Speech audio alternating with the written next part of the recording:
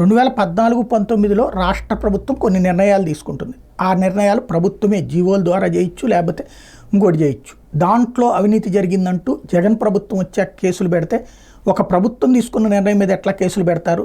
అది ప్రభుత్వ నిర్ణయం, దాంట్లో కావాలని వేధించడానికే అన్నటువంటిది గత 14-19 మధ్యలో 19-24 మధ్యలో వార్తలు రాసుకొచ్చినటువంటి పత్రికలు ఇప్పుడు 2019-24 మధ్యలో జరిగినటువంటి ప్రతి దాని మీదన, జీవో మీద కానీ, యాక్టివిటీస్ మీద కానీ కేసులు పెట్టండి, అరెస్టులు చేయండి అన్నటువంటి రూట్లోనే తీసుకువెళ్తున్నారు. ఇది ఒక వ్యూహాత్మకమైనటువంటి ఎత్తుగడ. ఏంటి అంటే సాధారణంగా ప్రజలు ఏం చర్చించుకోవాలి?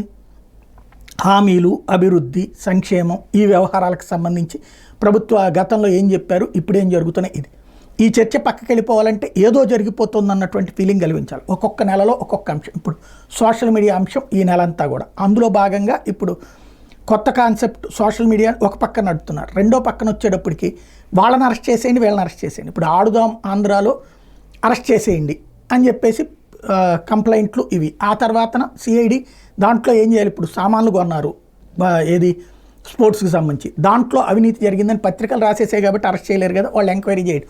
అయితే ఒక్క రోజులోనే ఎంక్వైరీ చేసి ఎట్లా ముగించేస్తారు?